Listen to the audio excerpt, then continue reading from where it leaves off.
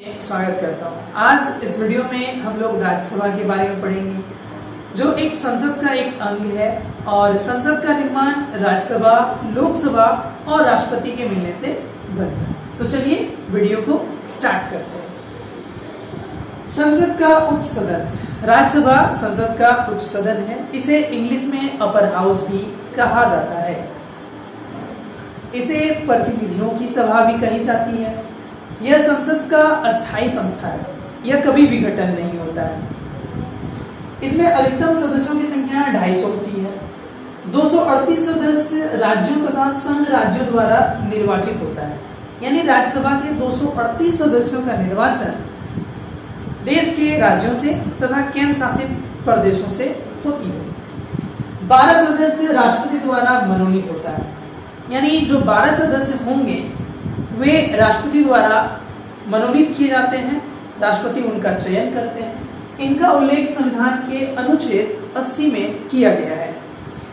साहित्य, विज्ञान, कला और समाज सेवा में विशिष्ट स्थान रखने वाले लोग मनोनीत होते हैं। यानी जो राष्ट्रपति जिनका मनोनयन करते हैं वे अपने क्षेत्र में, चाहे वो साहित्य के क्षेत्र हो, विज्ञान के हो, कला के हो, समाज सेवा के हो, उनमें जो फेमस व्यक्ति हैं, जो प्रसिद्ध व्यक्ति हैं, उनका मनोनयन राष्ट्रपति के द्वारा किया जाता है। वर्तमान समय में राज्यसभा में सदस्यों की संख्या 245 है। राज्यसभा के सदस्यों का कार्यकाल 6 वर्ष का होता है। या तो फिर सदस्यों का कार्यकाल 6 वर्ष पूरा हो जाए तो वो अवकाश ग्रहण कर सकता है। 1/3 सदस्य प्रति 2 वर्ष पर अवकाश ग्रहण करते हैं। यानी जो भी राज्यसभा में सदस्य होते हैं उनका 1/3 सदस्य प्रत्येक 2 वर्ष में अवकाश ग्रहण करते हैं, यानी सेवानिवृत्त हो जाते हैं, रिटायर हो जाते हैं। राज्यसभा के सदस्य बनने की क्या क्या योग्यताएं होनी चाहिए? वह भारत का नागरिक हो, सबसे पहली योग्यता। दूसरी योग्यता है कम से कम 30 वर्ष की आयु होनी चाहिए। संसद द्वारा निर्धारित योग्यताएं धारण योग्य हो, यानी संसद द्वारा जो भी योग्यता निर्धारित की गई है सदस्य बनने के लिए, वो योग्यता उनमें होनी चाहिए। नेक्स्ट है राज्यसभा में स्थानों का आवंटन। देश के कुछ राज्यों का राज्यसभा में सीटों का आवंटन अधिक है और कुछ राज्यों का बहुत कम है। कुछ केंद्र शासित प्रदेश ऐसे हैं जिनका सीटों का आवंटन है ही नहीं। तो चलिए कुछ राज्यों के बारे में जानते हैं जिनका राज्यसभा में सीटों की संख्या कितना है। उत्तर प्रदेश का 31 है।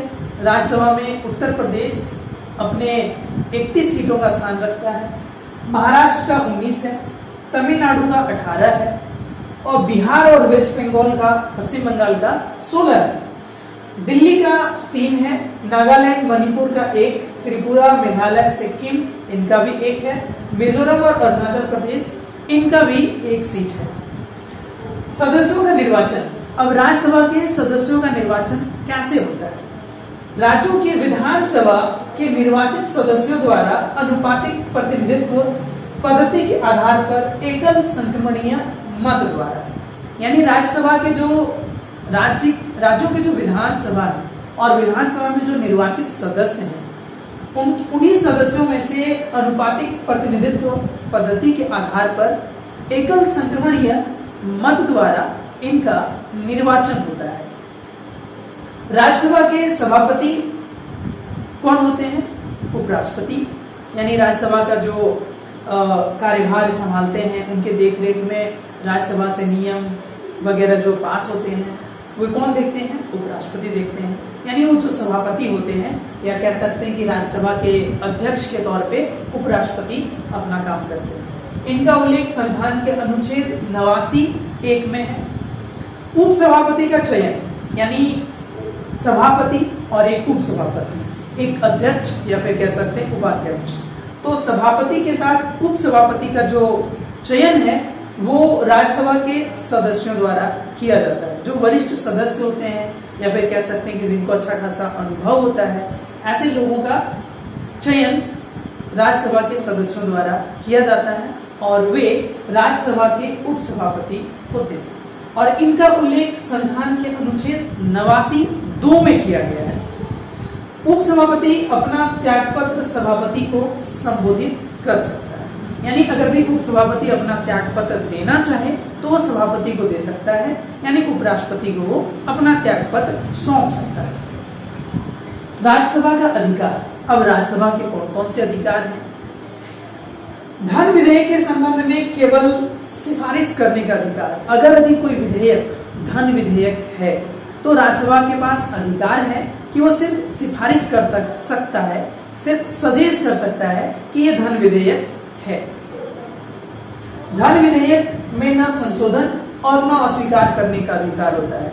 राज्यसभा के पास न तो धन विधेयक में किसी भी प्रकार का संशोधन कर सकता है और न ही उन्हें अस्वीकार कर सकता है। 2/3 बहुमत से राज्य सूची के विषय को राष्ट्रीय महत्व का घोषित कर संसद को विधि निर्माण का अधिकार दे सकता है। अब जो राज्यसभा है उनके पास अधिकार है कि कोई ऐसा विषय जो राज्य सूची का है और राज्य सूची के विषय को राष्ट्रीय महत्व का विषय घोषित कर सकता है, और जो संसद है उनको उन विषय पर कानून बनाने का अधिकार दे सकता है। लेकिन कब दे सकता है? 2/3 बहुमत होना चाहिए, यानी राज्यसभा के जितने भी सदस्य हैं उनमें से 2/3 सदस्यों का बहुमत होना चाहिए, उनमें सहमति होनी चाहिए कि हाँ भाई ये राष्ट्रीय विषय की सूची है, राष्ट्रीय महत्व के विषय हैं, तो इन्हें पारित करके संसद को इस पर कानून बनाने का अधिकार दिया जाना चाहिए। तो ये राज्यसभा कर सकता है। अगला अधिकार क्या है? 2/3 बहुमत से राज्य सूची के विषय 2/3 बहुमत द्वारा नई अखिल भारतीय सेवाओं का सृजन। अब राज्यसभा के सदस्यों के पास अधिकार है या फिर राज्यसभा के पास अधिकार है कि वे 2/3 बहुमत से एक नई अखिल भारतीय सेवा का सृजन कर सकता है, या फिर कह सकते हैं एक नई संस्था का सृजन कर सकता है जो देश के देखरेख या फिर देश के विकास में अपना योगदान दे सकता है। तो आज का वीडियो यहीं समाप्त करते हैं। वीडियो कैसा लगा कमेंट जरूर करें, और वीडियो अच्छा लगा हो तो लाइक करें और अपने दोस्तों के साथ शेयर करें। फिर मिलते हैं एक नए वीडियो के साथ, तब तक के लिए जय हिंद जय भारत।